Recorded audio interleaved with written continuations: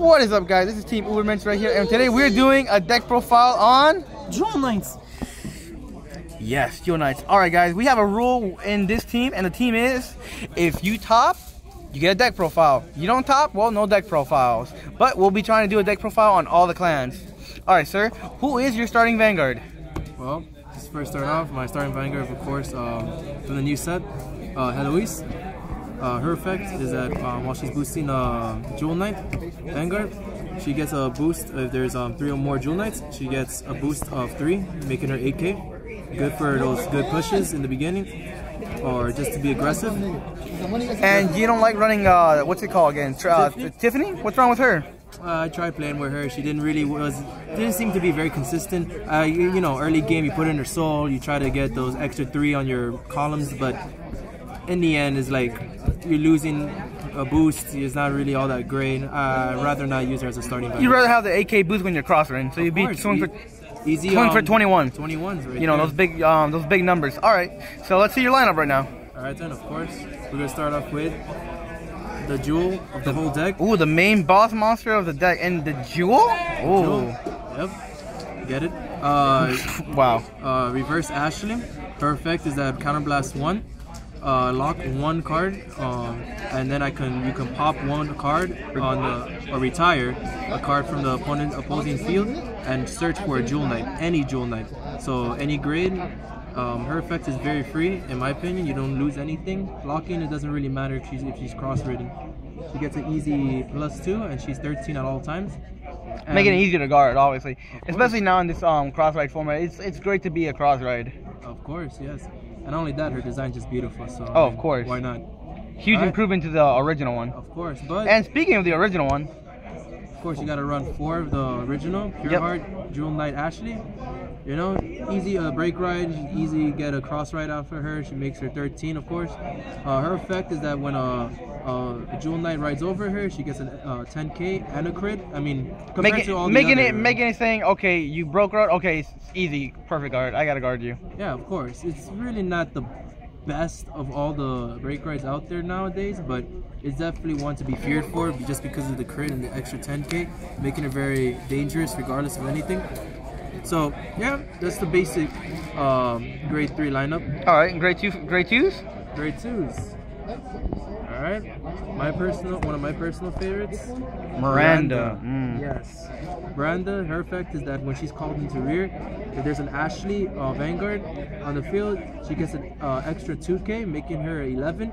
So she's pretty much like not a 12k attacker, but an 11k. But when she has a boost to swing for 18, forcing a 10k shield, even if they're cross-run. Yeah, as long as you can force them to do those 10k shields, it's a win in my book, always. So yes, her other effect is that if she hits a Vanguard, she's able to boost up any other Jewel Knight on the field by 3k. Oh, not bad. Not bad. It's fairly good effect. I run 4 of her, maybe because it's easy to get off with the effect of reverse Ashlei, and she's an intercept. So you really don't lose anything for her. So for her, of course, you gotta run 4 Tracy's. Ooh. Tracy is your 12k attacker. Her effect is that when there's 3 or more Jewel Knights on the field, she's able to get a boost of 3k, making her 12 at all times. So fairly simple effect, nothing really special about her. Again, effect easy to get off with that reverse Ashlei, intercept, 12k. So just your typical beater. Run 4 of her at all times. All right. And my Tilda? my least favorite. You don't like Tilda? Why? What's wrong with Tilda? To be honest, the artwork. What? It's the he's got a point there. Really. I mean, compared to all the other Jewel Knights cards, she's really not the best one. So her effect is that when she when a grade 3 rides, you can counterblast 1 and get a grade 1 Allure Jewel Knight from your deck and put onto the field. So definitely I use her just for her effect. She's very good, especially when you ride grade your Pure Heart Ashlei and then you break ride over with reverse Ashlei. You get an easy, you know, +2 off of her. You get easy boosters out right there, and also helps, you know, get the triggers lined up. All right. So run 3 of her. Really, you don't want to be too, you don't want to counter blast too many times. Out of all your grade 2s, which is the grade 2 you actually prefer riding out of all of them? And I'm not talking about just design, but I'm talking about like for effect purposes. Effect purposes? To ride, definitely her. I like to ride her while I'm going up to grade 3, mainly because her effect really serves no purpose in the beginning, because you need that Ashlei on the field. But her effect only goes off when she's a rear guard. Yes, and it only goes off as a rear guard. So really, most of the times you want to ride into her and keep Tracy. Yeah, because you're the Tolkien attacker and your Tilda. To get off the effect to get an easy +1. All right. So that's the grade 2 lineup. Yep, all right, let's see the lineup. All right, let's see the grade 1s. The grade 1.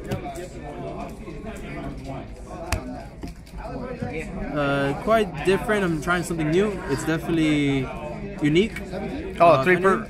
I'm running instead of the, I did the 2 perfect guards, 2 Quintin walls, and it worked pretty fine. But I wanted to try 3 perfect guards and 1 Quintin wall, mainly because I realized that the deck itself is quite counterblast heavy. If anything, mainly just for, you want to keep those, counterblasters for reverse. Have you ever wanted to have have there been games lately now that you're running 1 Quintin wall that you wish you had the 2nd Quintin wall, or maybe you wanted the 4th perfect guard? Of course. I mean, there's gonna be times and situations where you're gonna wish hey, I wish if I had a Quintin wall, maybe I couldn't, save my hand. If I had a perfect guard, I didn't have to drop most of my cards. So, but they're fairly good. Definitely the Quintin wall is great, just maybe because, you don't drop your hand, and plus it's a good way to get those Ashleys into the drop zone. So yeah, that's the typical lineup right there. You can do 2 perfect guards, 2 Quintin walls, but I'm trying something new. I'll see how it works out. All right. And obviously you need, perfect guards, especially with, everybody restanding, everybody gets a crit, everybody does something so everyone's too big. Perfect guards save lives. That's the gist of it all, let's be honest. All right. Typical grade 1 lineup, round 4. Sheldon, of course, she's your 10k beater and 7k booster. She's 10k when there's 3 or more Jewel Knights off in the field.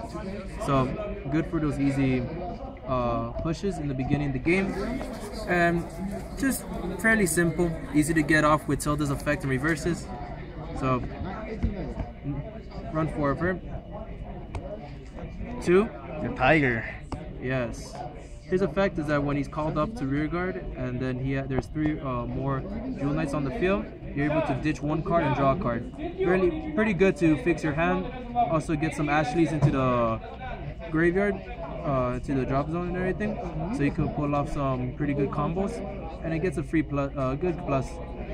So I'll run 2 of him because you want to ditch those Ashleys from your hand, pretty much. Of course, that's really the main point you want to use his effect for. You want to get those Ashleys out of your hand and, draw some shields or some, rear guards for next turn. And plus the one that really makes my favorite,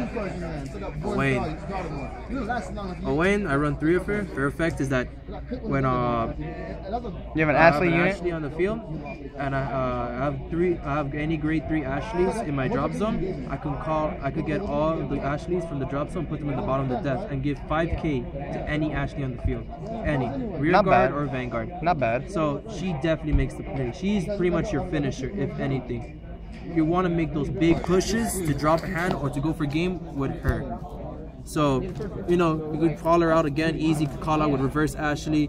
You could and not only that, you can actually, if you draw into so many Ashleys, you can actually just, call 1 Ashlei, then kill it out by calling another Ashlei, and just keep pushing until, you make Ashley like 20 something. Yeah, there's 2 times that I've been able to get my Ashleys up to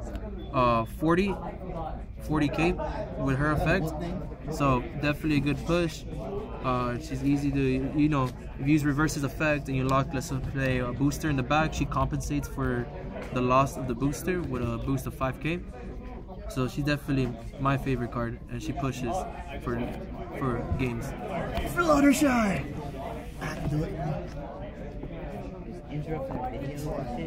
So, excuse our teammate, you probably know who he is. He's the Aquaforce and Link Joker player. Hey, Photoshop, bitch. All right, now for the grade 0 lineup, it's wait, is that Tiffany right there? Yeah. Why is Tiffany in there? What's going on here? I want to hear. I want to see how she will do with as not as a starter. Like I said, I didn't like her as a starter, but I definitely like her effect is pretty good for those pushes because she gets 3K to two Jewel Knights. So, you know, for those good pushes or for the compensation for not having boosters, she can definitely get in there and force for some guards. So run of her, trying her out, easy to get off with reverse. Yeah. And not only that, you can actually put her back into the deck and then put this as your starting Vanguard in game 2, depending on who you're going up against and what lineup. Yes, because you could. It's actually a ruling a lot of people don't know. Because you could switch the starters. You could. That's something you can do in tournaments or anything. You can switch your starter for your deck. But you need the same color sleeve, sir. Yes, you do need the same color sleeve. So the lineup for the triggers is, you know, typical 4. Now for the trigger lineup, 8 crits, of course. Thank the Lord for 8 crits. Now that we got, you know, another Jewel Knight crit. Yes. You don't like running Epona? Epona was so great for MLB. Yes, definitely, just for LLB. 34, and then of course the last heal triggers. 4 heals. Because you need a heal. Let's be honest. If you heal at 6, well, the face of your opponent is just priceless. But yeah, 4 heals, 4 draws, and 8 crits. Or if you're like one of our friends who can heal at 8 damage, don't question it. He got 6, 7, and 8. Happen, but yeah, the typical lineup for a Jewel Knight deck. I definitely wouldn't mind running 12 crit, but that's, you know, that's just pushing it. What, you don't like the draw triggers? No, of course the draws are helping, but with reverses effect and, you know, you pretty much don't have to. Well, lucky for you, all your trigger lineup is all Jewel Knights. Yeah, it's not like most some sub clans where they're missing one more trigger. So yeah, typical lineup, and the deck's fairly good, very consistent deck. I like it a lot, very beautiful, and like I said, it's fairly good against this meta and everything, and yeah. Alright guys, and this team Ubermensch, this was a Jewel Knight deck profile. Like, subscribe, we're out.